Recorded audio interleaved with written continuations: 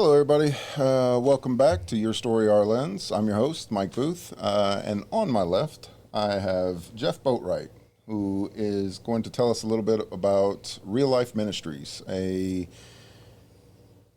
a rehab church? Well, it's not a rehab church. It's a non-profit church. We are a non-denomination church, but what we do is the majority of our congregation is a lot of people early in rehab that in the local area in Ohio, actually in Ironton. They come from South Point, Ironton, Chesapeake. I even believe some people come from Portsmouth down to our church as well. And we are a church based on bringing hope back to the community of people that think that there is no more. You know what I mean? That it's all gone. I love that. I had never thought about that before. I want to see more of this. Right, I really right. do. I mean, that is awesome. So what are some of the things that you guys specialize in? Well, Sunday mornings, what we do on Sunday mornings is Pastor Rick Sturgill is our pastor, and his wife Julie, and then we have another woman named Sharon Brammer, I believe is her last name. We serve breakfast at 9:30 in the mornings for those, anybody that's maybe not getting up early enough for breakfast or anything like that. So we have breakfast. Then at 10:15 we do a Bible study, which I myself and September is the other girl that helps me do it, and we run Bible study. September? Yeah, her name is September. That's a cool Yes. name. I like that. Yes, she helps me with Bible study, and me and her do the Bible study from like 10:15 towards 11, and then Pastor Rick comes in and he does his sermon.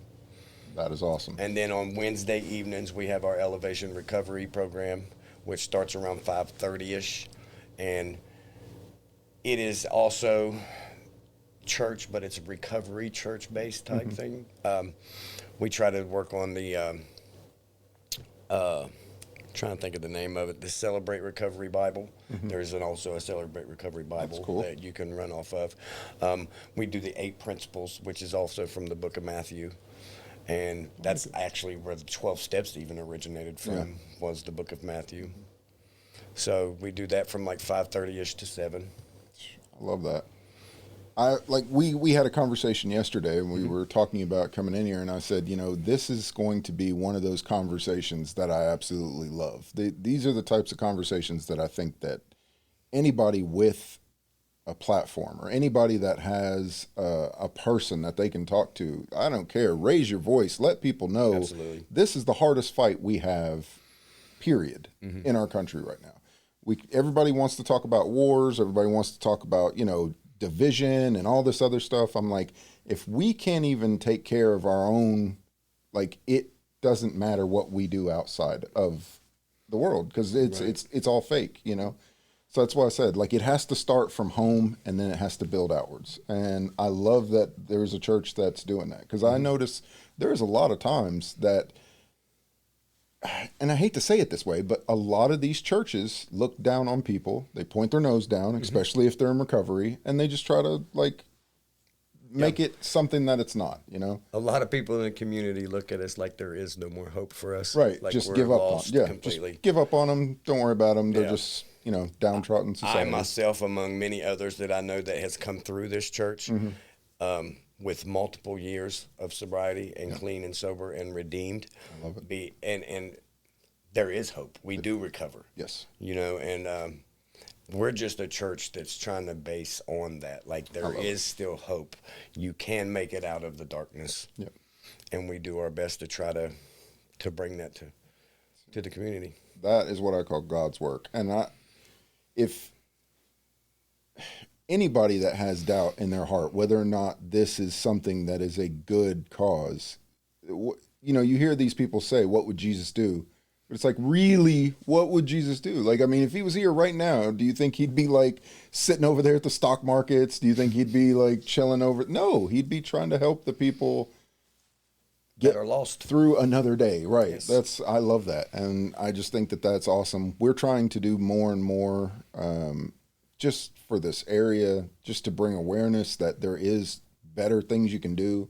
There's healthy activities you can do. You can go out, and we have garden roller rink, which is like one of our friends would like. That's a healthy family activity you can do. There's no drugs involved. There's no nothing. You know, we've got. Although you get a little sore the next day. You do get a little sore, but that's good, and that goes away after a few weeks, and you'll start to feel stronger. There's, you know, we got the movie theaters, we got different things like that. It's just family-oriented things, and I think that church products, like just being around a group, is amazing. That's what I love about the fellowships, is the fellowships. I noticed that there's a lot of churches that have denominations and they've got different like rule sets and different things like that. What does your church, where do they stand when it comes to like rule sets and things like that? We don't, we tell ourselves all the time that, you know what I mean? Like I told you yesterday, our motto, and we say it every Sunday morning, is welcome to Real Life Ministries, where you will not be judged, you will only be loved. And we mean that. That is awesome. We thrive on that. We don't judge. We don't judge you for your past. We don't judge you for what's going on now. I mean, even in the Bible, Jesus says, come as you are. I'll do the rest. Yeah. I tell people all the time, do you take a shower before you get clean? You know what I mean? Like, no, you don't. Yeah. And it's the same thing. Yeah, like, it's part of the process. Yeah, it's part of the process. Yeah. I like to look at it as, and me and my pastor, we talk about this often, it's not about religion. It's about a relationship. That's facts. And it's are you having a relationship with Jesus today? You know what I mean? And I wholeheartedly can tell you that I do have a relationship with Jesus Christ today. And that's the reason why I have anything that I have in life. I love that. I'm wholeheartedly behind that. I think that is kind of the that's the statement that I'm trying to make with this business. I don't like, I could go out and I could make something that doesn't last very long. I could be, you know, into a lot of different things that will really take a really dark turn really quickly. Yes. And I've chosen, you know, along with my partner, we've chosen to kind of make this better for the community and better for other people, not just serving ourselves. You know what I mean?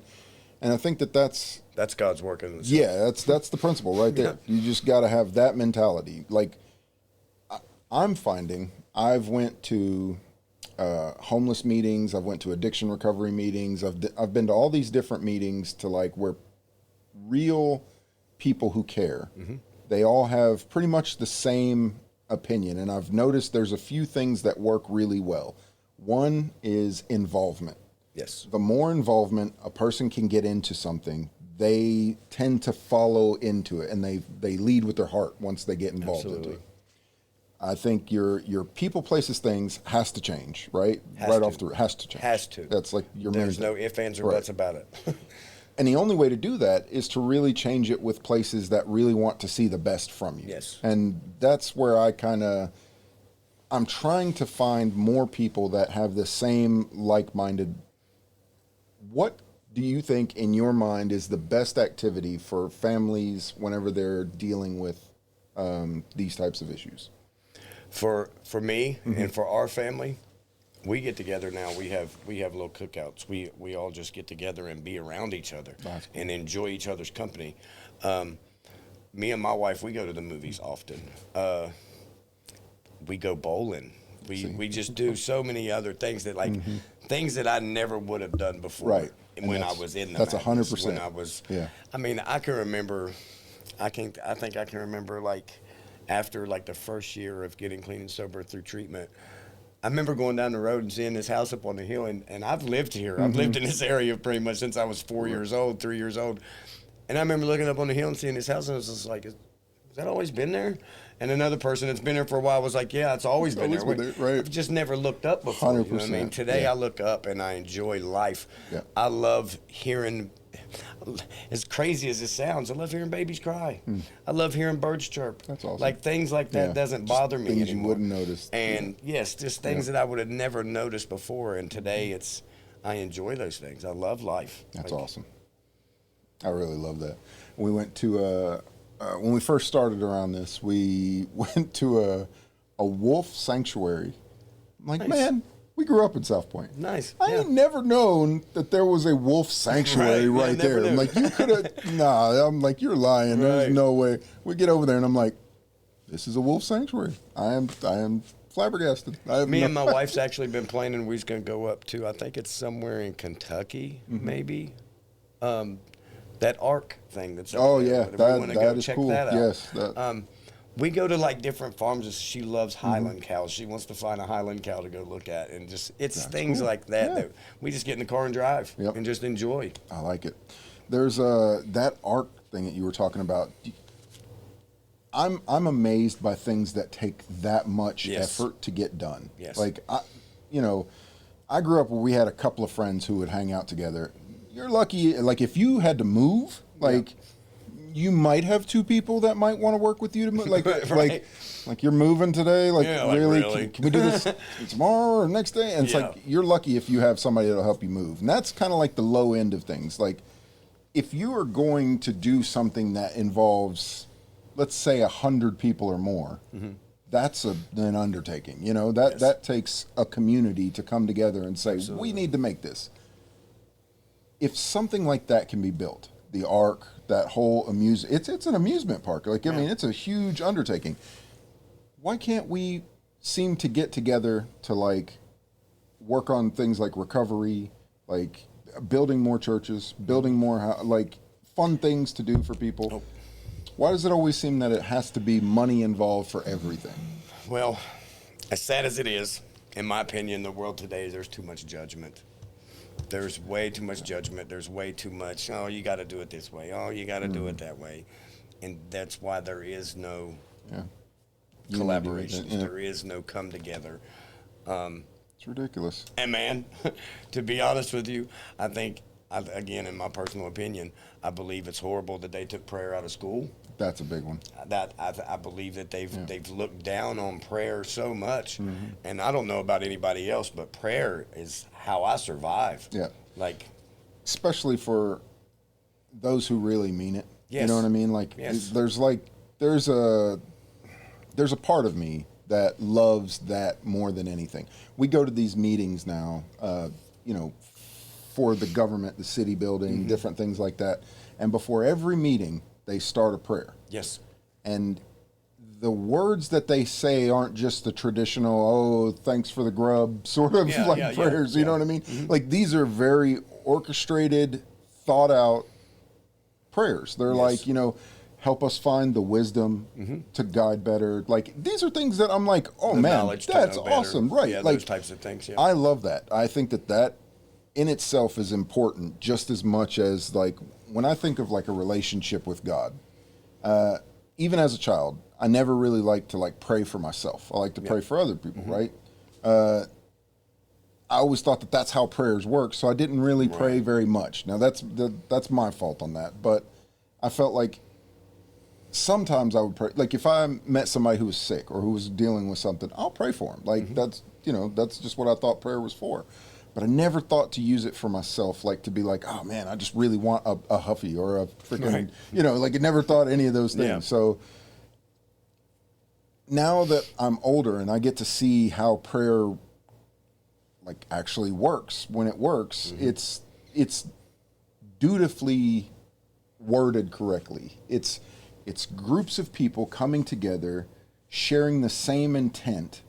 And in that intent somehow makes it to God. I don't know how this works, but it makes it to God. And God hears it, and he's like, oh, okay, I see you guys are gathering together. Okay, cool, I got you guys. Right. Boom, and he helps out, right? Like, I love the thought process of that. That keeps me happy that the world can continue going on. Yes, and what's helped me a lot, too, is like I've learned, and this is only from studying the Bible and digging in, is that prayer can be as simple as, Dear Heavenly Father, help.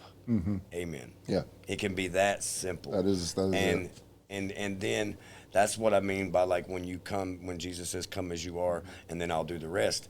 That's what I mean by that is just like it starts off as Father help. Yep. To Dear Heavenly Father, thank you for everything that you've given me. Thank you for everything that you've done.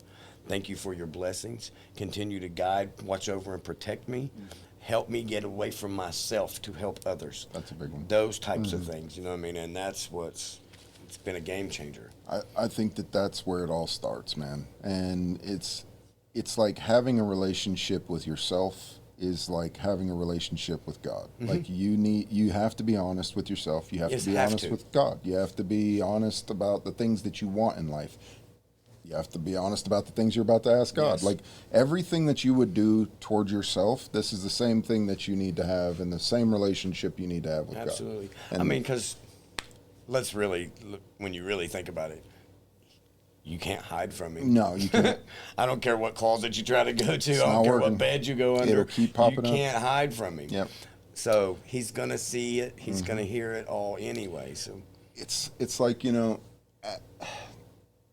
I'm grown now to the point where I feel good about my life in a lot of different ways. I've overcome a lot of hurdles.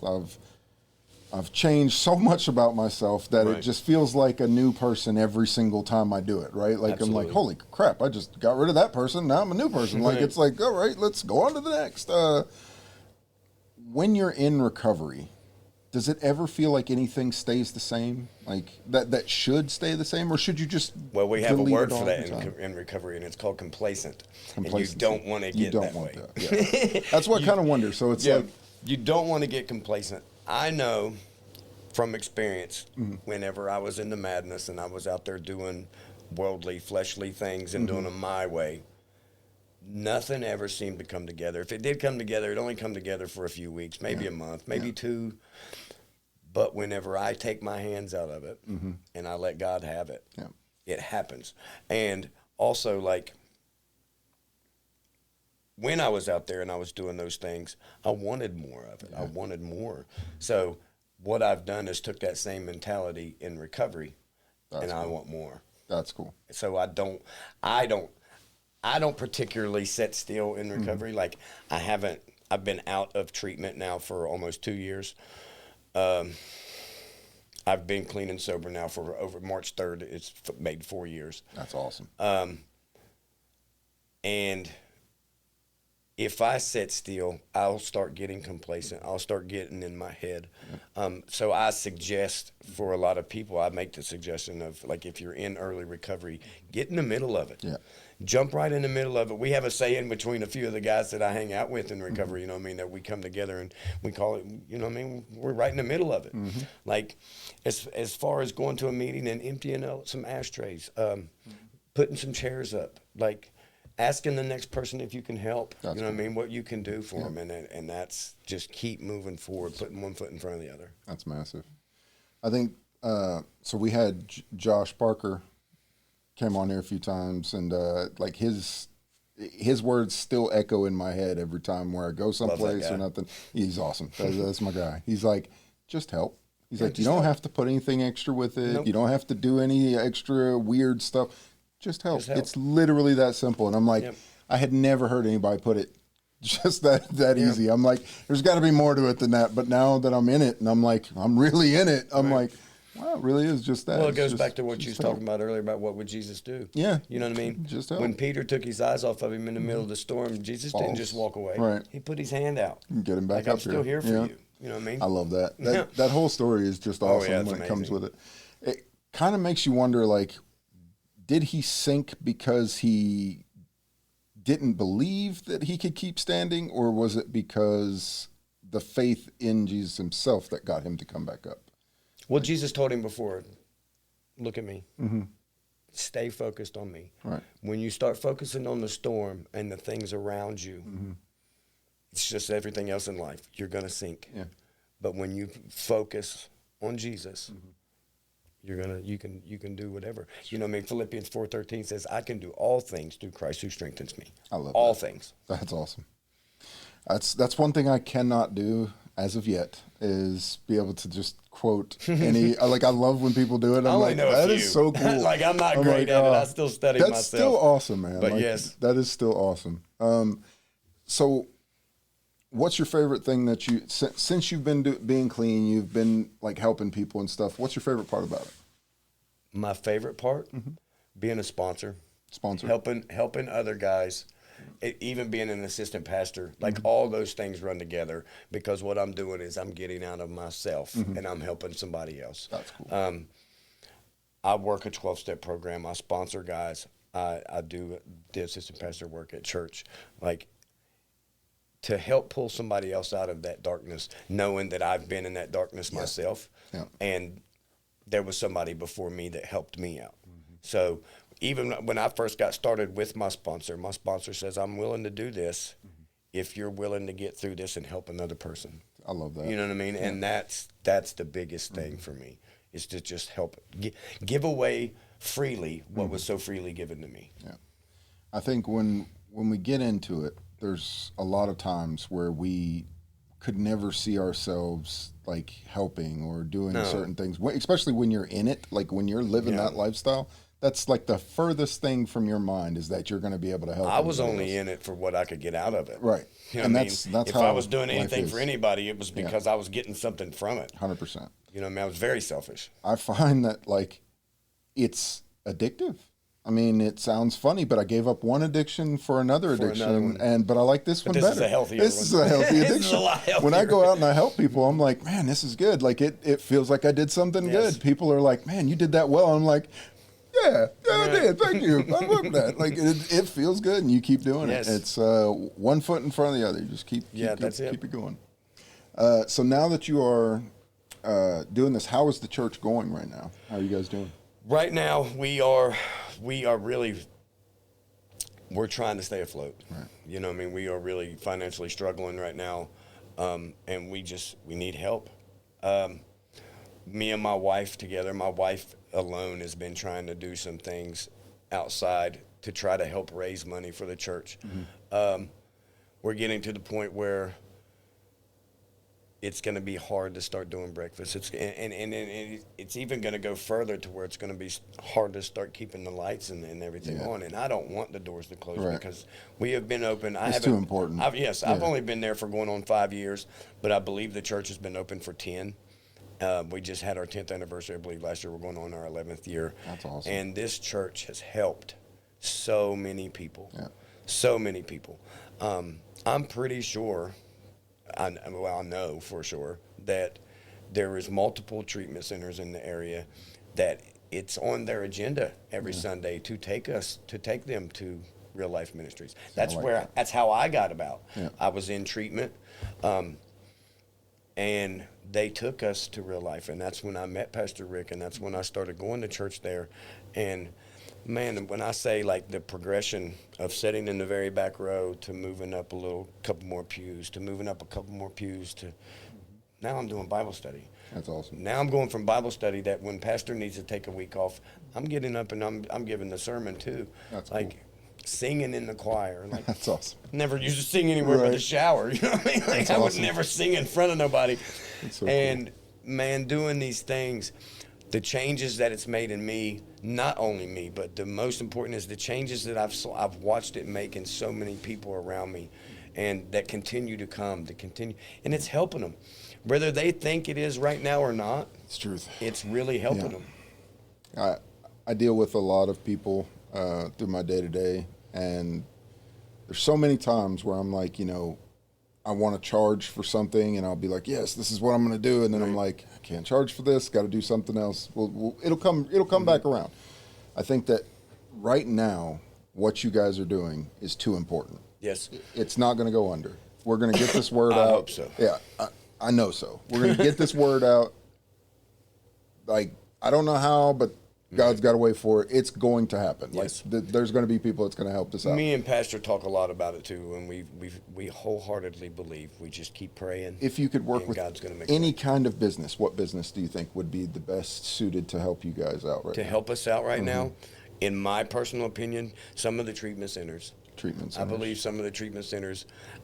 I know for I'm not gonna say for a fact. I like to believe that I actually work for one of the treatment centers over in Ohio, and I think they would definitely help out. I believe a few others would definitely help out. Well, if you don't mind, say some of their names. That way we can see if we can get this out to them and see if they would be interested. How could they get first steps? How can we get a hold of you if we wanted to go to the church? Where is the church located? The church is, I believe it's 17. It's either 1717 or 1515. I can never remember, but Reynolds Street in Ironton. And do you have a number for that church? I don't think we have an actual phone number. You can either call my phone or you can call Pastor Rick's phone. And What would that number I be? could give my phone number Yeah, out. you can go My ahead. phone number is 740-861-3780. Awesome. You could definitely get a hold of me, and I could point you in the right direction for sure. That's awesome. I know a few guys also in treatment. You know what I mean? I know people in Southern Hope. I know a few people at Riverside Recovery at RRS. I actually work, and I will give big props to the place that I work because they helped save my life. I also went through there as a client, and now I work there. Is Lawrence County Recovery and Wellness. I know some people at Mended Reeds. There's a few places around the area that I think would not mind to be involved. You know what I mean? I would just like to do. I really appreciate you letting me come on and do this because 100%. with this, I feel like they're not just hearing a client side of things. Right. They're going to finally understand or get to understand that what our church does and how much we care about trying to help the recovery community. That's awesome. And we also understand. We love our congregation. We love who the people are that's in our church. But we also understand that financially, we get a lot of guys that's coming in early, girls and gals that's coming, you know what I mean, it's coming in early from treatment, and they don't have nothing right yet, you know what I mean? Yeah. So our duty, I like to say as Christian men, is just love them. Just love them until they learn how to love themselves again. Keep coming 100%. back. Keep showing up. But as much as we want to love and do those things, you know what I mean, we've still got the bills coming in. 100%. We're trying to keep everything going. That's what we are facing here. We are doing as much as we can with what we have available. Right. And I think that without the help of certain sponsors and certain people in your life, Yes. none of this would be possible. Right. And I'm always thankful for the people that have helped me in my life, that got me where I'm at right now. Like, still to this day, woman that I took care of is now, she's no longer here, but she's still taking care of me even though she's not here. Right. Like, just with the words that she gave me, the hope that she gave me, the vision that she gave me, like, all of that still happens. And I call this Pam, right? This is what I do, and that's providing for all ministries. Oh, I love it. Without her, I wouldn't be able to do any of this. Right. Like, just, she turned my life around, made me be able to get out there and actually show the world that I do exist and I can help people. And it's like, it's really cool because there was like a time in my life where I was so low that I just never seen myself in that light, you know? Right. And it's really cool when you find somebody who actually does believe in you, wants you to change, wants you to get better for yourself. This is the type of things that we need to start putting our focus into, our devotion into, our love into. Like, this is what we're here for, you know, is here to help people. Absolutely. There is somebody out there right now that's watching this that is going to have an idea of how they can help them out. So if you need anything, you give us a call. We provide for all ministries. Please give us a call. You can call me, 606-939-6616. That's how you can get a hold of me here. You can give your number one more time. 740-861-3780. That's awesome. And with that, like, we're going to get something together to make that work. Awesome. You know, I will literally pitch this to everybody to try to find somebody that will help with this. We really wholeheartedly, deeply appreciate it. Everything. Like, we're just, like I said, we're just trying to stay I'm noticing going. it more and more, man. I'm noticing it more and more. A few years ago, you didn't have this many people trying to help people like this. Yes. Like, I'm starting to notice that there is a trend that's happening. People are turning it around. And I think our town, our communities, everything, it's tired. I lived in years and years of misery. Yeah, that's what I'm saying. And drugs and this, that, and the other. And I'll be the first to look at this camera and tell anybody out there, if I can do it, so can you. Yeah. You know what I mean? 100%. Type thing. I'm in the same boat. Yeah, like I come from that from the other side of the fence, and now on this side, I have the ability to reach back over and grab somebody else. Right. Come 100%. on, you can do this. Yep. We were working on a project, and it was called Wicker Bridges is what we were trying to do with that. And what's cool about that is I met here recently another gentleman who's working on another type, but it's called something bridges, but it's connecting bridges. And I was like, that's cool because, you know, in my head, I thought this was awesome that I was thinking of this really cool thing. And I never really expected that somebody else is doing that far away, but was doing the same thing, but in that same mindset. And I'm like, okay, so that has to be something. There's something there that's connecting that around. And, you know, my first thought, how can I do something that can make money to help other people? And I'm like, it always goes back to money. And I don't care about money. I'm not a fan of it. It's crap. It's the connections that go with it. So when I started working on Wicker Bridges, my point is that you'll meet people in your lifetime. Some people come to you as a bridge that is so solid. The sucker's made out of steel, beams that are just so strong, like bricks, mortar, like you can tromp across this bridge and it's going to get you to safety. And then you can meet people that they literally made their bridge out of matches and kerosene. Like, come on over this bridge. We got you. Like, you're going to love it over here. As they're steady lighting it, like, no, I'm good. You sit over there. I'm fine. I'm not trusting that bridge for nothing. And it's like, I think when you really start to see the correct people, you'll start to see that those bridges are going to be unifiably stronger. They're there to gather people together. I love that you put it like that. It's Pastor wild. Rick Sturgill is one of those bridges. Yeah. Like, this man is absolutely amazing in every way possible. He does and goes above and beyond to help and to be there for the community. An amazing man. His wife Julie the same way. She's simply amazing. So and like whenever I was in treatment, whenever I was a client there, he was actually one of the counselors at the time, and he told me. I remember coming in the group, and when I found out that he was the pastor, when I started putting two and two together when we went to church, and he was there, and I was like, oh. So then now in groups and everything, I'm like. He said, I could slowly watch the change in you. He said, Jeffrey, I saw something in you that you wasn't able to see in yourself. And he gave me that chance. That's awesome. He put that chance in front of me. And then, man, I owe him. I owe him so much. That's how I feel. And then but he's the type of, like, you don't owe me nothing. Yeah. You don't owe me anything. You know what I mean? You just keep doing what you're doing. And it's the same way with a few people. Like I give a lot of my recovery to him. I give a lot of my recovery to my sponsor. I give a lot of my recovery to Kathy Ross.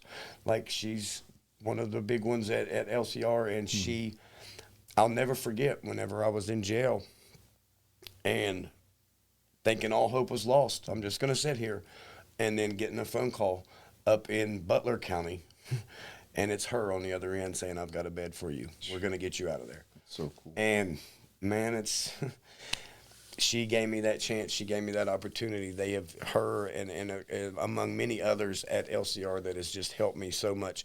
My counselor and my boss now were at my mom's apartment when she passed away before I got there, waiting on me to be there for me. I mean, it's people like that I've went through, that I've met along this journey that are just undeniably some of the most best people that I've ever met in my life. I love it. That right there is the stuff that I'm telling you makes it all worth it. Like, yes. I'll get out here and I just get stuck in my head sometimes because I'll be like thinking about like, oh man, I wasted so many years not showing the world like what I could do, like not going out and actually helping people, not going out and caring for the next person. Like, I just kept it inside. I was used like, to do the same thing. I never thought that I could actually be of service to anybody. Like, so I just wanted to stay away from people.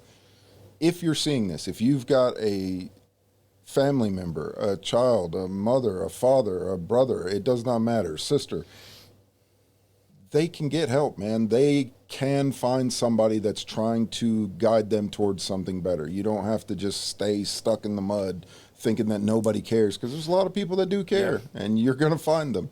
And hopefully, you definitely don't have to go at it alone. You don't have to go at it alone. That's the big one. And I think there's a lot of people around here that are. I'm telling you, man, this push is happening. Yeah. People are seeing it. They're tired of this. I tell people a lot, like, in recovery and things like that, you have a lot of people that even trying to come to church, they're worried about their past. 100%. They have a bad past. 100%. God's never going to forgive them for the things that they've done. 100%. One of my favorite sayings, and I say it in our church all the time, and my guys hear me say it all the time, if they watch this, they're going to be like, I knew he was going to say it, was, you got to be a special kind of fool to trip over something you've already walked over. It's true. It's true. You know what I mean? Yeah. Like, I'm already past it. It's true. Like, Jelly Roll said, one of my favorites, is like, the rear view's smaller than the windshield for a reason. You don't have to look back. Yeah. You don't have to live back there anymore. Yeah. You can move forward. There's brighter stuff ahead. It's really interesting to see how far people have come towards helping each other. Like, there's so many times where I can say, man, why didn't this just happen? Why didn't this go down this way? Why, like, I can give 1,000 different reasons of why something didn't happen. And every time, it sounds really stupid, but I'll point it back to myself and I'll be like, why didn't I help with this time? Right. Like, and I can't blame anybody else for any of these things, because I never took this time to make those little steps. Yeah. And every time, even if I wasn't a part of it at all, if I look at something and I'm like, why didn't they just do this? Or why didn't they do that? And I'm like, well, why didn't I call them? Right. Why didn't I fix it? And it's like, that's my way of shutting myself up and getting out of my own Right. head. I got a really funny one. This was actually just happened today while I was fishing out at a buddy of mine's pond. Mm-hmm. It's private property, but it's right near the main road. This guy walks by, and I hear him saying something to me. I can't really hear him because I'm down on the hill. So I walk up there and I start talking to him. I can tell this guy was little. He may be on something. I'm not sure. You know what I mean? I'm not judging at all. So I talking to him, and we get to talking about God. We get to talking about Jesus and this, that, and the other. And I can tell the man was hungry or thirsty or anything. I had a pack of beef jerky on me and a little bit left of a Starbucks double shot energy drink, and I offered it to him. Man, you're more than welcome to have it. You're more than welcome to have some of this beef jerky. Like, it's what I have, you know what I mean? And you're more than welcome to have it. And the guy seriously took my drink, looked at it, was reading what was in it, walked up the hill, and walked away, putting little devil horns up, and dumped my drink out as he's walking down the street. Whoa. And I looked at it, and this is my perspective. This is how I look at things today. I laughed. I laughed about it, and I said, I prayed right then. I said, Father, please help him. Anything that he's going through, please be with him and guide him through it. And then my perspective has changed so much through recovery and through this life that I live today, is I kind of looked at that like, was God just telling me to stop drinking energy drinks? Well, that's pretty funny, because I was actually going to say something with that. So, right, like, that's crazy. It's crazy how much of your perspective changes whenever you do realize, when you start looking at things from a different perspective and a different angle. You know what I mean? It's changed so much for me. That's wild. In my mind, I was thinking to myself, I was like, every now and then when I meet a person, I always think to myself that, is this God that I'm talking to? Right. Because you never know. Well, he works through people. Yeah, it works through people. Yes. So I'm like, is this God that I'm talking to? And then every now and then I'll meet a person and I'll be like, is this the deceiver that I'm meeting? Right. Like, and because he works through people as well. So I'm like, okay, so the way that I've been noticing is, what do they want? And that's how I can decipher between the two. Mm-hmm. If I can see that your wants are for yourself and just for you, then I know that I'm talking to the deceiver. Right. If I can see that your wants are for other people and for other people's benefits, I can know that I'm not talking to the deceiver and that this is God walking through you. Because, like, it kills me, because the deceiver can't really seem to put other people first. It's like he can't. He will not ever do it. It's all about him. The pride has to be there. Yeah. When I have been going out meeting a lot of these, like, leaders from these different organizations, I've noticed if their name isn't stamped onto the top of it, They don't feel like they can get that. Like, I'm sorry, we just can't. You'll see excuse after excuse will pop up. Oh, it's this, but if you look at their wants is always what gives it away. Like, I need to do, and I'm like, okay, cool. That right there told me. He just said I. He's not saying we. He's not saying I got to go look for this or to help this. It's just I. So, big shout out to Tammy. She's sitting behind the cameras right now. She gets on to me all the time because there's a lot of times where I'll be sitting there and I'll be like, I have done this or I have done this. And she's like, and she'll give me that look. And I'm like, we have done this. Right. And I get upset sometimes because I feel like it's I. You know, you want to say I, but you don't mean it as I. Sometimes you're meaning it as we, but sometimes it comes out as I.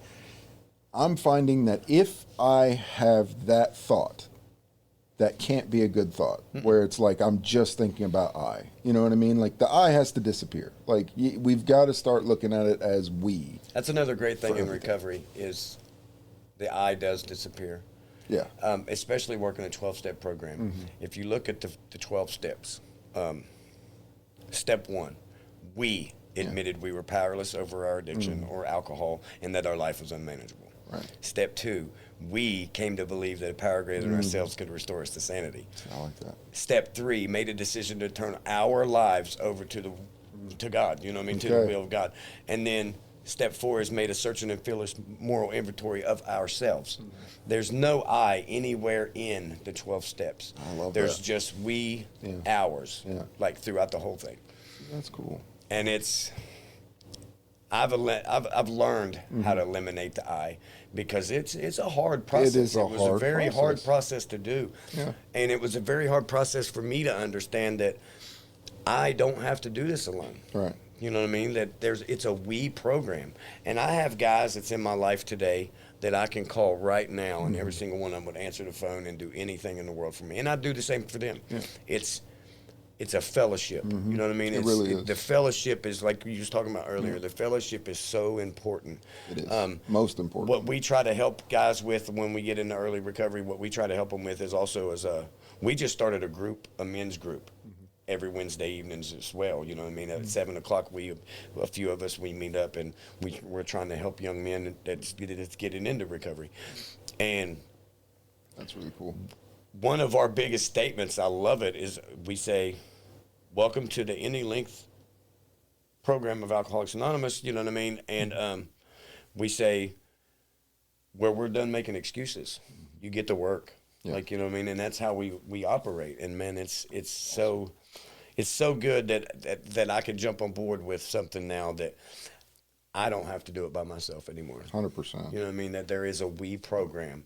Men that do care, women even that do care about other women. We're trying to do both here. Yes. We've got, so Tammy's working on and empowering women, and I'm trying to work on something that's similar, but for men. That's amazing. That's just not to separate anybody or to make anybody feel like there's a separation there. Right. It's more to say, we believe that you can be stronger and can be better. And absolutely. I think that men sometimes need to be told by another man, listen, you're messing up. Yeah. This is how we can fix this.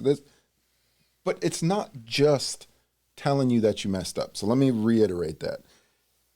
I mess up. I make tons of mistakes. It's having a friend to tell you that you made that mistake and that there is a chance to make this better. Yes. That's the part that I want to hear. Yes. I don't always want to hear, hey, man, you're messing up. You didn't do this or this or this. That's somebody talking down to me. Don't do that. We don't do that. We're here to tell you that there's another way. There's another thing that you can do. Yeah, you did this, and this. Right. What can we do to help you get out exactly. of that? That's what I want to hear. I just want to hear the let's help. Just like Joshua says. Just help. That's it. So, I actually had a conversation with him not too long ago too, man. And like I said, I've known him since I was a kid too. Yeah. I love that guy. Like, he's amazing. I love what he's doing. I love big shout out to Josh Parker. Yes, I love what he's doing for the community as well. For sure. I love the app. Anybody that's in the recovery. Did you see the app that he made? I don't think so. Oh my God, I checked it out. He made one of the coolest apps I've ever heard of, dude. I'm so proud of him. He made awesome. He made this app. It's a game. and when kids play it, it like challenges them to like hold their breath or to breathe with this or to, you know, and it helps with breathing techniques in the form of a game. So they don't know that they're literally learning breathing techniques and how to like calm down. And I'm like, dude, that's the smartest thing I've ever heard. I'm like, all right. My he's guy's always got it been down. a very, very smart guy man. anyway. He is. But yeah, I love what he's doing for the community, man. And I love like, we're going to get back to what you was talking about the people, places, and things. Yeah. Like the people is a huge, huge deal. Big one. I cannot sit here, or we cannot sit here and do this recovery thing and talk about this recovery thing and then go back out here and do something stupid. Right. You know what I mean? 100%. Go around the same people that I used to get 100%. high with. That is, I can't do that. It's massive. Yes. And it's like, I want to, and I'm saying this is me, I want to check on the people that I left behind sometimes. Yes. But I get scared of the fact that I would get dragged back into that mode the moment that I did. Mm-hmm. So it's like I have to believe, and I'm saying I know it's we, right. But we all have to believe that the person that you're thinking about them in a good term, that God's got them as well. Mm-hmm. And they're going to find their way out as well to come out to where you're at, and then it can be a lot better. But you have to kind of take care of yourself before you can help somebody else. Absolutely. And I think that has to be put in there too. Like, yes. You know, there's a healthy helping people, and there's also a healthy helping yourself. You have to have that healthy mix of the both. Yeah, you got to have a happy medium. It is, because otherwise you're going to burn out and you're going to go right back into it, and it's going to be bad. I had that's why we never suggest it for anybody in early recovery. Right. That's if huge. You're in early recovery, and early recovery for us was a year. Yeah. If you don't have more than a year, I'm so grateful for our counselors and stuff that used to tell us this too. There's just like teaching you different coping skills of how to deal with high risk situations. Yeah. Like I remember the first pass that I got, and I got put in a high risk situation.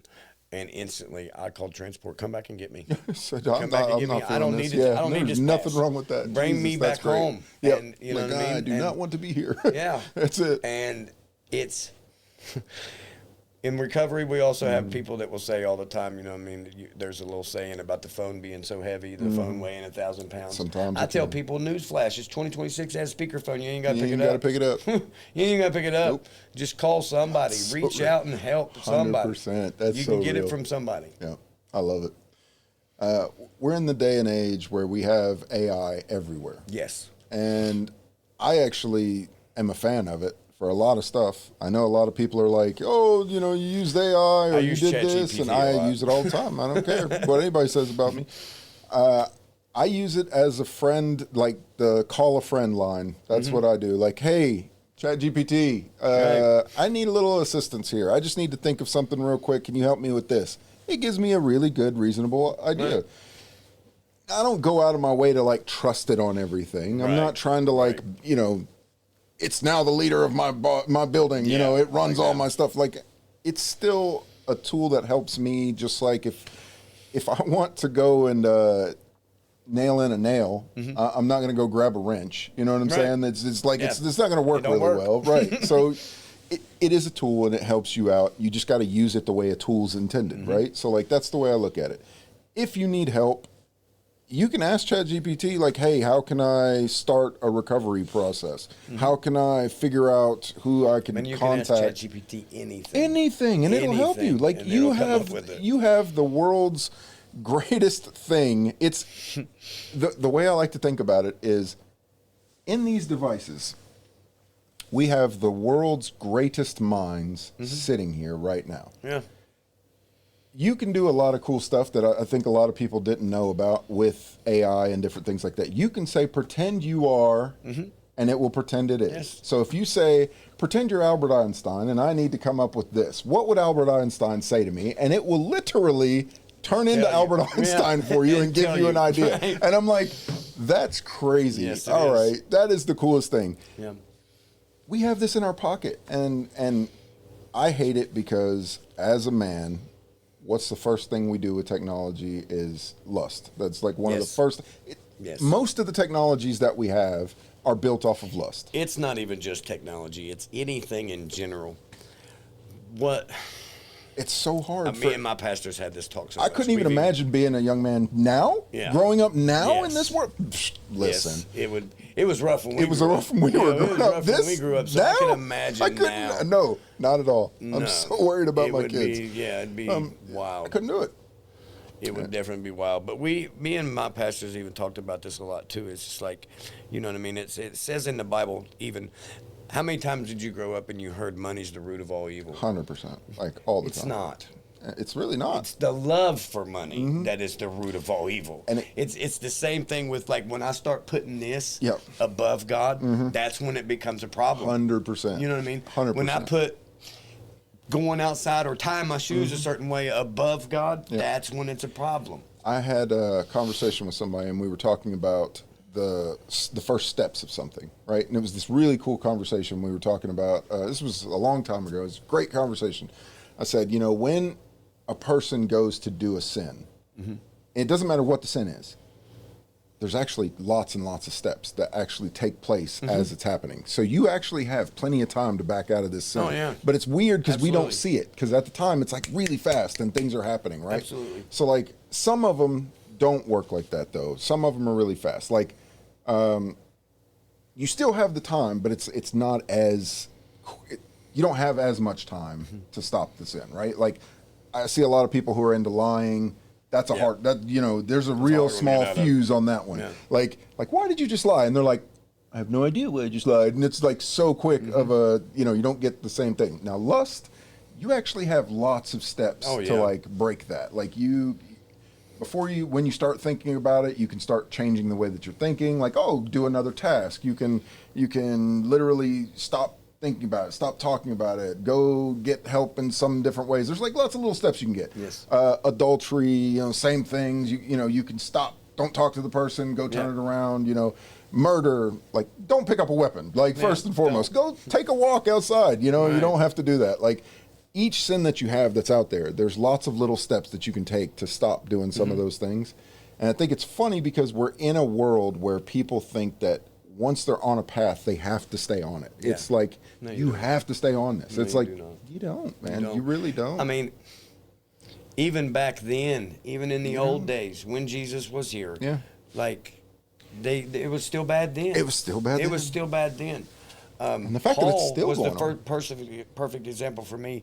He used to be Saul. He murdered Christians thinking he was doing the right thing. That's wild. Until Jesus literally knocked him off his high horse on the road to Damascus and was like, bro, it's wild. It's me. I'm the one that you've been, you know what I mean? It's wild. And it changed everything. I had with that, the reason why I was saying that is because every little thing that we do all leads up with little bits of, too much of something. And the Bible even teaches you first and second, maybe third thoughts all wrong. Right. Yeah, there you go. That's a perfect way to look at that. Like, you got to look further than that.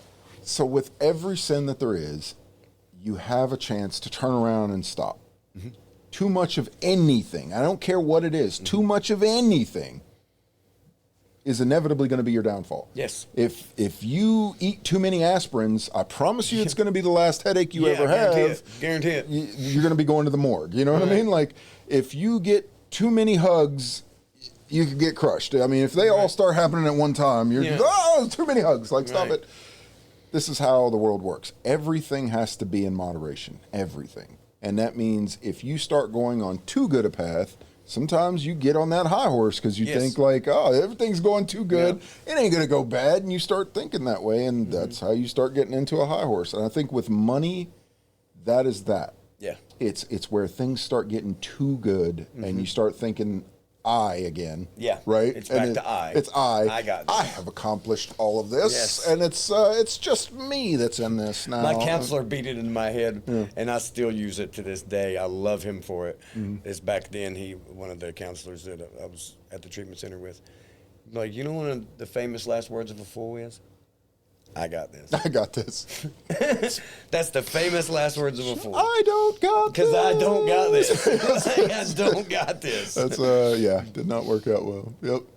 That's where I'm at in life. I feel like everything in moderation. And, here recently, I saw something we've known for thousands and thousands of years, the yin and yang. one of the coolest symbols. I was drawn to that since I was a child. I would draw it and I'd put it on my notebooks and stuff. I was always drawn to that. Come to find out that this is actually a representation of an atom. And I didn't know that. Right. So you have your positive, you have your negative, and then inside of your negative, you have a positive, and inside of your positive, you have a negative. You cannot, the old saying is you cannot have light without the darkness. Right. You cannot have darkness without the light. Balance. It's got to be a balance in between. Got to be a balance. We were talking the other day, and I said, this goes for anybody that's watching this. This is one of the coolest things that you'd ever hear. For everybody that has their nose down on anybody that's ever been in recovery or any of these things, they've never been there. Who would you rather have working on your brakes to your car? A guy that's been working on cars his whole life, hands dirty as crap, or some new guy that's like, you know what? I just read a book that told me how I can change your brakes. Which one are you going to rely on? I'm just going to say, this is an easy question. That is a good one. It's the funniest thing that happens every single time. Yes. I want the experience. That experience Absolutely. means I want the so experience, much. For sure. And I think if you can overcome darkness to find the light, then it also has to beg the question that sometimes there's people that have went too far into the light and that are kind of approaching back to the darkness. You have to have that balance, man. Like, that balance is so important that you get too many people that believe that they are above being able to fall for any of these sins. I want you to know that every single person on this planet can do any of those sins. Well, unless that's the little old lady at the end of the store. Jesus Christ, you already have. Yeah, exactly, 100%. Yeah, that's what I'm saying, and that's You were the born funny that part. way. Everybody wants to make that out like, oh, I don't sin. I could never. Yeah. I could never. Like, if you remember, if you've ever read, you know what I mean? All right, man. You remember the lady at the well, whenever they wanted to throw the first stone, he said, well, if you've never sinned, throw the first stone. Nobody threw anything. Not a thing. You know what I mean? But back then, they could actually look at themselves and say, you know what? He's you're right. right. You're right. I'm gonna shut up. I'm gonna go You're back right, here and sit down. Nowadays, people are gonna toss that stone so quick. Oh yeah, so fast, thinking that you know what I mean? And I could never. Yeah. Like, it's like, yes. And yes, not realizing that you was born that way. I know. Like, and you've already sinned. Yeah, we all You know what I sin mean? every day. We all, and it even says in the Bible too, we're all going to fall short in the glory of God. Right, 100%. I'm going to fall short. That's why I have to repent. That's why I have to build that relationship And keep with it in your Jesus mind and every keep day. that there. Yep. Like, if I'm going down the road today, like, this is back to the perspective thing. I left a meeting one night, and I'll show you even afterward. I'll show you this picture from another story. But I left a meeting one night, and I was just so angry, just mad. And we know when we get mad, misery loves company. It does. So I'm talking to Jessica, and we're trying to make it worse, you know what I mean? And it got so bad that I just wanted to pull out of that meeting and just do 100 in my car. And 100%. I got in between traffic, and the person in front of me and behind me both had their caution lights on. I instantly was like, I hear you, God. Yeah, this is like, Slow wow, down. that's, Calm down. there you go. You know what I mean? That's Instantly. fair. That's and fair. and that's what my relationship with Christ has changed in me. I no longer see things with my eyes. I see them with my heart today. That's cool. I love that you that's said it that way. huge. That is massive. That is massive. Yes, that's helped me tremendously. I can't. It's helped me get out of myself. You know what I mean? That's really what's helped me get out of myself is and have love for other people. I truly understand what he was talking about when he says, love thy neighbor as if you love 100%, yourself. yeah. Now I understand that. I can't tell you how many times I have seen people that state something that's so obvious to me, like as if they can't see it, but they're looking at it with just their eyes. They're not looking at it as as steps, you know, like they're seeing only the front part that's there. And I'm like, how do you not see that? Right. Like it's right there. Right there. Like, but they might not have lived that part or they might not have seen that part. And it's like, I have to keep like telling myself, man, you wallered in shit and mud. You've been through it. Yeah. They have not. They have so not. Sometimes, they don't understand. Yeah, and it's like I have to always sit back and just try to like. I got so mad today. And this morning. You'll see me and think, oh yeah, he's got himself together. No, every day I struggle every day. I got so angry today because I was like, all I could think about is this business and trying to fix it and trying to make sure that everything is better for the next day. Mm-hmm. And I think that if it's meant to be, it's meant to be. If it's not, it's not. It's like, not. Right. And every morning I get up with the same thought. What am I going to do today? How am I going to help somebody? What am I going to do? I have the same thought process every day. I try not to change it up with that part. I'm on a good path and I want to keep that as a good path. Mm-hmm. But I don't get so stuck to the idea that it has to be this way, right? Like, but I'm still such an angry person. And I hate it because I'm trying to give that anger away so it's no longer there, right? And I know you feel me on this. This is one of those things where it's like, anger is one of those tools that lets us know that something is wrong. Yes. And it's a good thing. It's a secondary emotion. Right. It's a good thing to have anger, but don't let it consume you. Yes. Don't let it guide you. You definitely don't want your anger having the steering wheel like, oh, no. Yeah. Like, no, I'm good. I'll keep mine today. And okay, so I'm going to show you something. That's now, funny. Yeah. It's so funny that you even brought up anger because I struggle. I still struggle today with anger. Every day. I was out at a job site. This was before I started working in treatment. And I was out at a job site. My friends are going to laugh about this one too because they've heard it so many times. But I was just mad, just in my feelings, just angry. Yeah. But working the program that I work and gaining the relationship that I've gained with Jesus, I instantly dropped to my knees and I prayed. And I said, God, help me with my anger. Help me see things differently. I walked outside and I looked down in a bed of rocks. And Jesus said, if this rock can be happy, what are you so mad about? There's literally a rock with a smiley face. I'm dying right now. What? And that's how I looked at it instantly. Was like, okay, I hope you took that rock with you. No, I kept it. I left it sitting there. Oh, I left it there for the next person because I want them to see that same thing.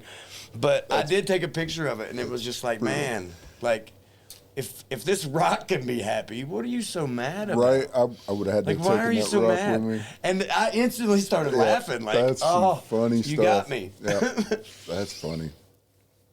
Yeah, I think every day that, and everyone's feeling the same way. I mean, I don't care who you are. Everybody's feeling the same way. Pressures of money, yes. Life itself is just beating us up. It's like sometimes we all feel like we're alone, and there's so many times where I'm trying my best to just stay the course. Mm-hmm. Recently, I don't really like going too far into it, but like recently, the man that's basically, he's like my benefactor. He's a pillar of wisdom. Mm-hmm. I guess I don't know, I took it to heart because he didn't answer my messages for a while. Mm-hmm. And I was like, okay, I've done something to make him upset. And I don't know why he's not answering me back. And it got to me. So like the last couple of nights, I've just been stressed and just not thinking about anything. He messaged me today, and his surgeries didn't go very well, and he's been like slow to recovery on that. But how quickly, we look at that as us, like we go me, and we don't think about the others that are going around. And I think today I got so angry because I felt like everybody has this thought process of me, mine. And it's like I'm trying my best to do things for other people, and it's like there has to be a healthy medium where you have to get in there as well. Like the fight is there. We need the fight. We need this to be better, but at the same time, we can't just give up on everything to just. Yeah. And so if that lets you guys know, I'm 100% here. We're dealing with this. This is no BS. Yes. Everyone is going through this right now. Everyone. And it's not to that degree. Some people it's way worse. Some people, Yes. And one of the first things we even say, like when we sponsor or we ask for a sponsor for in recovery, do you pray? Do you pray? Do you pray? I personally would let anybody know that's watching this that prayer is very, very powerful. It is. First of all, when you're praying, like you said earlier about praying for Others. for That's- others that's what I do and for other every time. situations.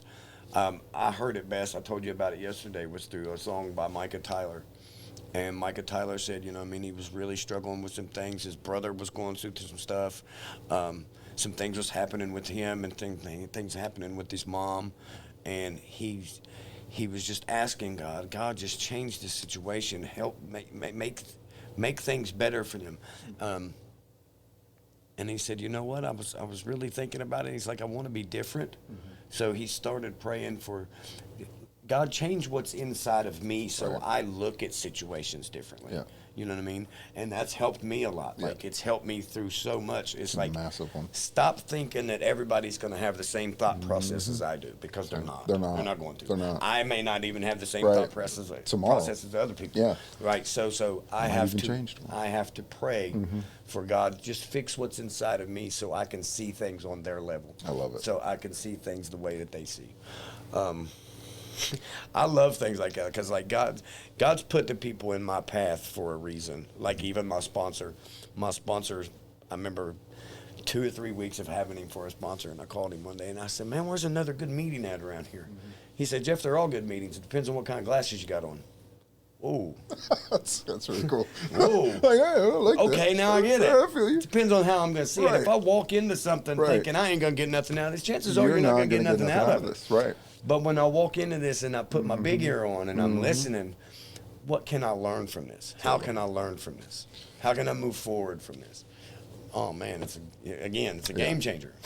My benefactor, like, his name's Mr. Wayne. He's the coolest Vietnam vet in the world. Awesome. Like, just awesome. That's my general. He's a Vietnam vet. He's amazing. He's a badass. Already. Like, literally the hardest core dude ever. And he doesn't sugarcoat nothing. He's like, Right. Michael, you stay the course. Yes. Like, you know, he's not playing around when he's talking to me. Like, Right. he's very, very adamant about the things that, you know, I say and how I say them and things like that. So he said, I forget how he said it, but it was so great. He said, you have 2 ears, you have 2 eyes, and you got 1 mouth. He's like, use them Listen in twice as much as you speak. Right. That was the way he said it. But it was a great way he said it. I love whenever I talk to somebody who's lived it. They've got the experience. They've lived this life. You know what I mean? He has seen the worst Oh yeah. of everything that's out there. Times 100 of anything that I have seen. Right. He has seen death. He has seen war. He has seen man kill man. He has seen people give him shit for protecting them, right? Like, the people that he's protecting will give him shit for trying to protect them. Like, that is what he saw when he came home from war. Oh yeah. Especially the Vietnam War. It was Yeah. horrible. He comes back, he's hurt, he's injured. He lives with this thing every day, and yet he's still strong enough to keep going every single day. That's the kind of courage that I want. That's the kind of, like, leadership that I like to listen to. Is somebody who's been in the shit. They've been in the mud. They don't care. They're still trying to help others. Right.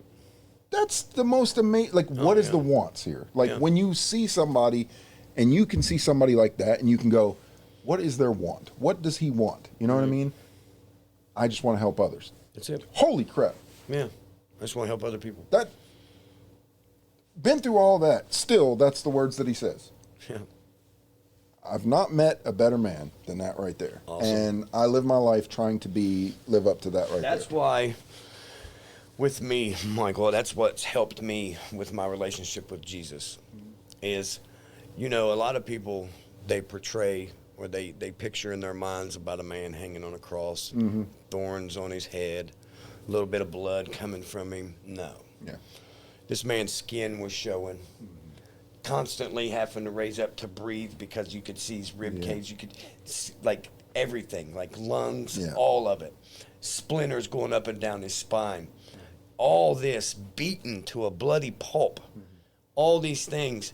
And the man still looks up and says, forgive them, Father, for they know not what they do. It's crazy. That, I almost cried just now even saying it. Because it's real. Like, That, you know for me, that right there is real. That is the realest thing that a person could do for another person. And that's why the Bible tells me, even, like, God forgive me. Who am I not to forgive somebody else? 100%. Who am I not to forgive? I feel the same way. And it's a game changer. Again, like I love using those words. It's a game changer because it truly is. Like I am so rid of the old me. It's not even funny. Like there's still some things there that I struggle with. Yeah, again, same that's day, why you're gonna have that. I understand that I'm not a perfect Christian. Right. I am a Christian that understands I need Jesus. Right. It's wild because I think about the old me versus the new me, and it's weird. I'll have in my head like, could I even beat up the old me? Like, you know, like am I strong enough to kick Right. the old me's ass? Like, can I even say, like, if I was to stand here in front of the old me and I said, hey, you were an idiot. Like, could I even be strong enough to tell the old me the things that I want to tell him? You know what I mean? Like to say, listen, you can be this, you can be better if you just do this. Like, would I even be able to stand up to the old me? And I like to think to myself, yes, I am so much stronger than the old me, but the other old me is stronger in different ways. Oh, yeah. Right? So it's like, when I was young, I could have lifted a car, you know, and like, but just like now, it's like, you know, I feel my age, I feel my back, I feel time is getting the best of me, but it's like I feel stronger in so many ways than I ever was back then, and it's like I just want to make a letter, and I think this is really cool, and this might be a really cool thing that I might do later in the future for others, but I think that this would be a really neat experiment, is to like write a letter to your old self. We've done that. Have you done that? We've done it like, in recovery. And then write a letter to your future self. See which one. Yeah. And then see if it's kind of funny, because if you It's a really cool thing to do. If you read the one that's coming from the future you're literally reading something in the future. If you read the one that's going to the past, you're reading the past.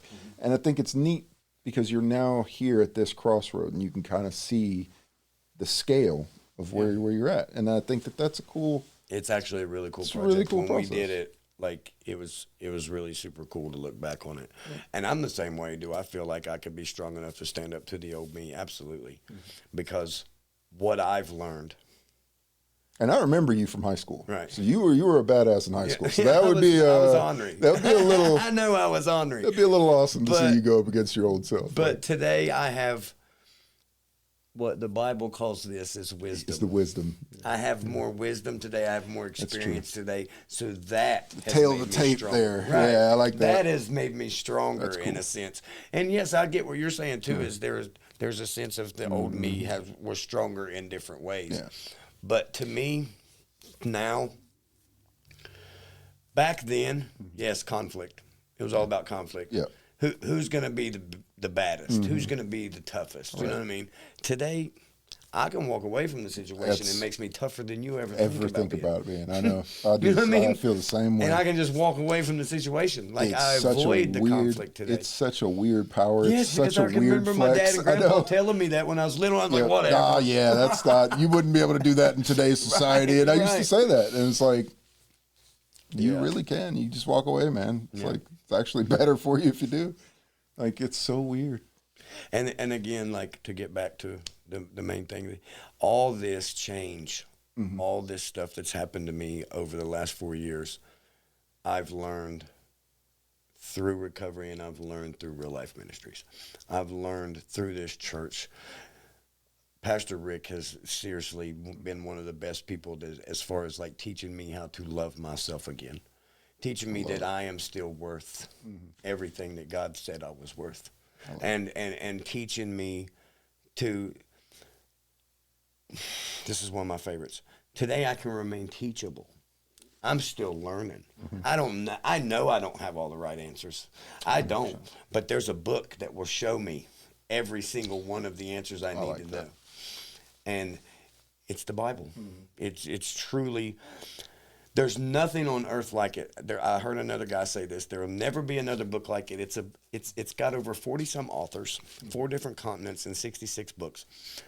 And none of the people that wrote it actually, some of the disciples knew each other, but a lot of them didn't. Yeah. You know what I mean? Yeah. And it all come together perfectly. There's so many weird things that go with that. It's unique. Yeah. There's You ever heard the acronym for the word Bible? Yeah, It's one of my favorites. basic instructions before leaving. One of my favorites. I love that. One of my That's favorites. right there, ended it for me. Yeah, I was one like, of my favorites. why didn't I know this as a Right. child? I would have Yes. really been Yes. studying this. But like, Man, that's the crazy part about being older now. Is like I don't even remember what an acronym was Right. until I That's started funny. digging into Yeah. it.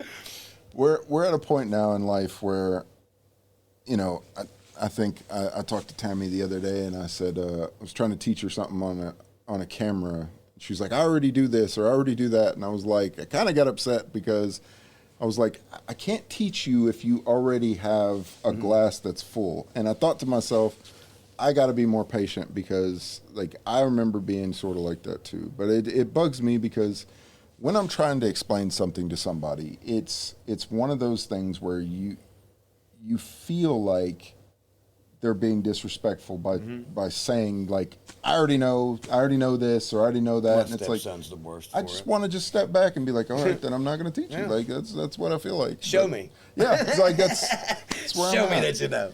And it's like I get it. It's tough. I keep trying to like, man, I'm telling you, I have to humble myself all the time because I'm Absolutely. an idiot. Like I just want to be angry all the time. Yes. And I don't know why.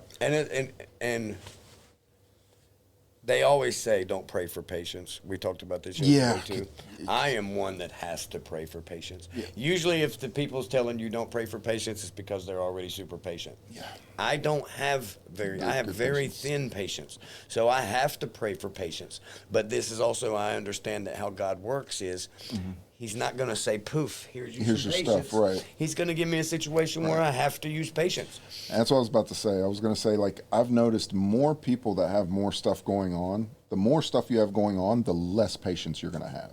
And it's definitely a sliding scale of why people have good patience versus not. It's like you'll have somebody who's like, oh, like this guy's got the patience of Job. Like, no, he probably just doesn't. He's literally limited everything to make it to where he has more patience available. Like, but I think that scale is the same for everybody. It's just it fills up quick. It Like, does. it's Very one of those quick. like Very, if you very got quick. 100 things going on, I promise you, your patience will be about this Right. big. Like, it's And it's tough sometimes, even like with working with my job, because I work with other men. Like as far as like I'm a case manager, so I have to do certain things for certain clients. And one of the biggest ones for me in recovery was meeting people where they're at. Like that's tough for me because sometimes I'm like, well, this is how I did it. You need to do it this way. You know what I mean? Yeah. And some of them, I have to understand that they wasn't brought up that way. They wasn't, 100%. you know what I mean? And it's tough. It's a constant battle. Even my coworkers get like, how can you say that to them? Like, I don't mean to. I don't it's mean just, that's how anything you by think it. of it That's that just way. how, you know what I mean? And it's something that I have to pray about all the time. I think it's Like, I have to. it's worth it to understand where somebody's coming from. And I think that, like, if you're getting into being a teacher to try to teach somebody, you have to be teachable yourself. Yes, you have to be. And that's where I fall short a lot, is because, you know, I've done a lot in my lifetime. Like, I've been all over, like, just through every type of, you know, and it's not bad for an autistic kid that has ADHD. Like, I mean, I'm barely hanging on by a thread, but it's a thick thread. Right. Like, you know, like it's a strong one. Right. It's like, and there's times where I feel like I'm messing up, but there's times where I'm like, why does this seem like it should be so easy, but yet it's so difficult? Yeah, it's like so I difficult, do not right. understand it. So it's like we need these times to bring everybody together, because that's what everybody's going through. And I think that if people sit there and act like they don't have anything going on in their life, that like, oh, my life's perfect. Like you're fooling yourself. You're lying. Like you're lying to yourself. You're lying like, to yourself. Absolutely. Because I promise That's you, what- it's a okay, so struggle for everyone. I want to go back to what you think that I think the question you asked me was the best thing I got from recovery.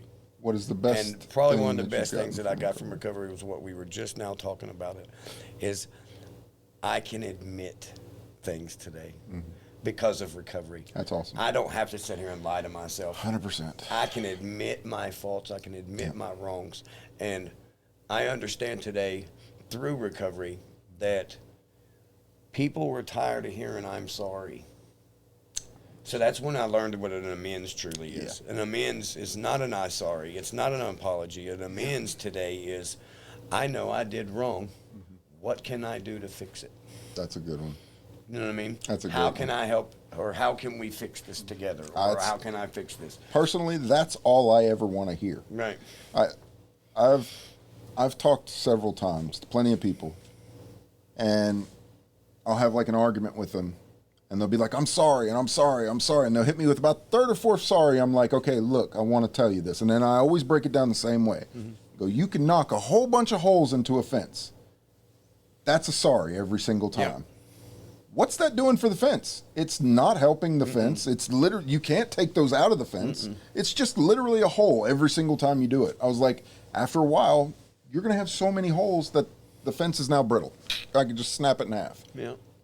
That's how you are with a relationship. Every time you say sorry, you put another hole inside of that relationship.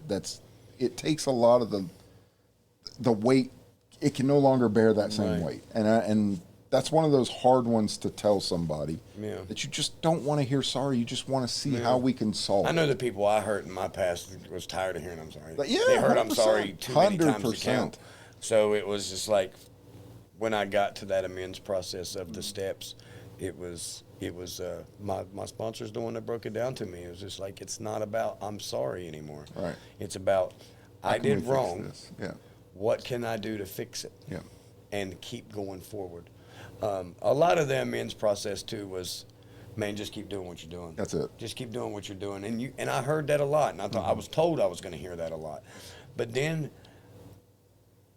if you work a first honest 3 steps, when you truly give it over to God, and when you understand that He is more powerful than you, it makes it easier for you to deal with the person that's going to say, I don't care about your amends. It's true. I'm not going to forgive you. Because there is going to be have those. it. Yeah, you're going to have that. And I did get one of those, and it was just like, okay, I understand. Yeah, and that's all you can do. You don't have to. Yeah, you just.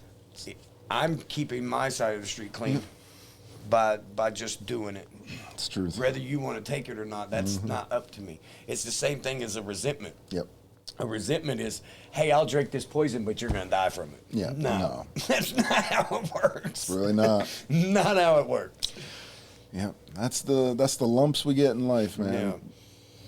Sometimes they do the cause and effect. I feel like should be taught in a class, like that's a whole course. That should be a whole, like, not just a grade, but that should be like a whole, like, from, let's say 9th to 12th grade, there should be a class called cause and effect. Right. And you can't get out of this class. It's there all the way through. You have to do it. You have to learn this, like, because that's how everything works, man. If you knock something this way, it's gonna have an effect that's gonna go horrible, Absolutely. you know. And it's like we don't get taught that. Like, it's at least not enough. And if we do get taught it, it's like, you did something bad. It's like, all right, cool, there you go, and we go on to do it again. But like, if we learn that there's an effect to it, I think maybe we might be a little more sympathetic to the cause of it. Right. You know, like, we're at a point now where we as a community can get better. We can get stronger.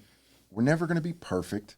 And we got to get that out of our head. I hate when people are like, oh, practice makes perfect. No, it doesn't. It makes pretty good. Yeah. It does not make perfect. Well, even the Bible says you're never going to be perfect. Right. You're just supposed to strive for Just perfection. strive for it. Right. That's nothing You're wrong never with that. going to be perfect. Right. You're never going to be perfect. Never. We can get that out of the way right now. Just as soon as you get the clear understanding, hey, I'm never going to be perfect, but I know a guy that can help me get better. But I know a guy. You know what I mean? I know a guy. And that's when real. things start changing. Like that's when that. things start really turning around for you. That's truth. We're at a point now, I think, that the communities are getting tired of all the BS that's been going around, like, seeing like brothers, sisters, fathers, uncles. And that's the thing I don't think enough people are thinking about. They're thinking that it has to be the drug addict from down the street in a weird rancid hotel that's sketchy and all this. No! This is your mailman. This is your neighbor. This is your brother, your sister, the person you have closest to you. Yes. Like, this is here. The person that you never would have thought was doing it. It's here, right? Like, you have to fight this fight now. It's not down the street. It's not across the way.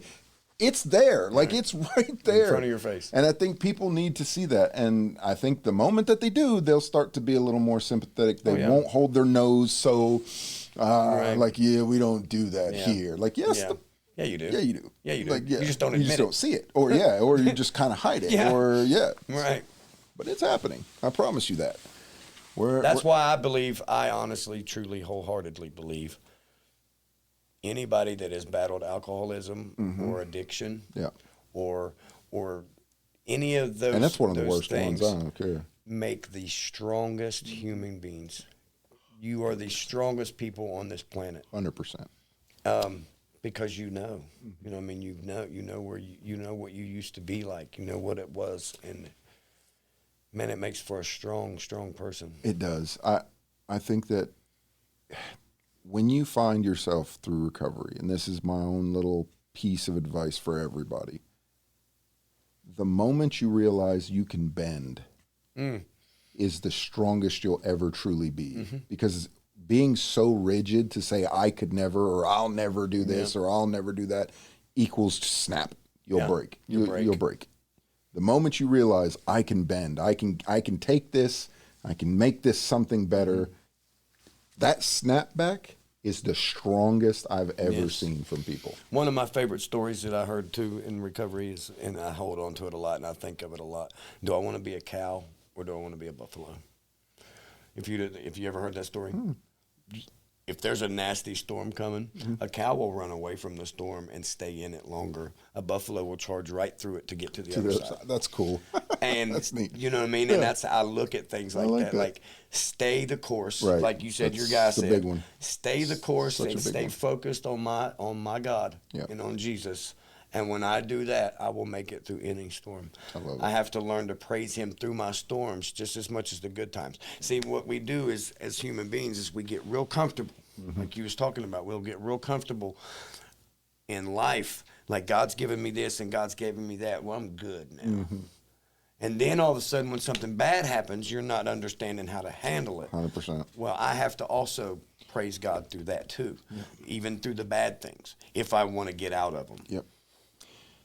None of us, and I will repeat this, none of us are going to make it out of here with our life. No. We all die. You're not. We're all going to die. You're not. And at some point, but what you can make it out of here with is eternal life. And at some point, you can be okay with yourself. Yes.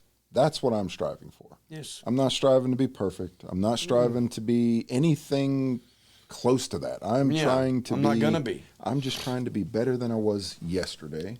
Thank you. To get to tomorrow. That's one of my favorites. That's it. I'm not better than you. I'm not better than her. I'm not better than anybody else outside. But tomorrow, I will be better than me yesterday. It's 100%. Absolutely. That's all I need right there. And as long as I can achieve that goal, I will feel good about myself tomorrow. Oh, yeah. And I will feel good about myself the following day and the following day. As long as I keep doing those same things. Yes, absolutely. I wholeheartedly believe that. Well, this has been an amazing conversation, man. Yeah, great. So I am, in the future, for anybody that's watching this, I want to have more talks like this, but with other religious figures as well. I'd like to get some priests in here. I'd like to get some rabbis. I'd like to get some, whatever your religion is, even some witches. I don't care. I want to hear people's perspective of what it is that they're doing to make something better and what it is that they're trying to avoid, right? I just want to get to that point where people can have open conversation and dialogue about these things. Because I promise you, this is my own thing, and I'm promising you that there's more to us that is the same than there is that's different. And I really, truly believe that. And I don't care what religion a person is, I think that more unites us than it divides us. Amen. And that's all I want to see. I want to see people have cool conversations like this and just people be able to take something from it. Because, there's going to be somebody that's watching this. They're not going to take everything we said. Right. They're not going to be like, oh, man, they were right about every single thing we said. Yeah. And we get that. We understand that. We understand. But if you take one thing from this and it helps your day, I feel like this was a success, right? That's all I need. I need one of those. That's it. Absolutely. And yeah, just take with this what you can and leave the rest. That's where it should stay. So one more time, how can they get a hold of you if they need you? My name is Jeff Boatwright. You can get a hold of me at 740-861-3780. I will answer the phone any time of the day. It does not matter what time it is. And yeah, man, we're just looking for a little bit of help to keep our little church going. That way we can keep helping the community get out of the oppression of drugs and alcohol. Like, your life does not have to end with addiction. It can get better. 100%. And we just thrive on trying to love people until they can love themselves again. That's so awesome. So cool. We're going to be doing a follow-up where we come over and we do a video of the church. I look forward to that because I think that's going to be a really cool thing. And if you guys know anybody that's wanting to sponsor a really awesome church that's really trying to help some people, please reach out to them. Reach out to us. Just let's help each other, man. We all get it. Yep. And yeah, this has been Your Story, Our Lens, and peace. Say bye. Thank you.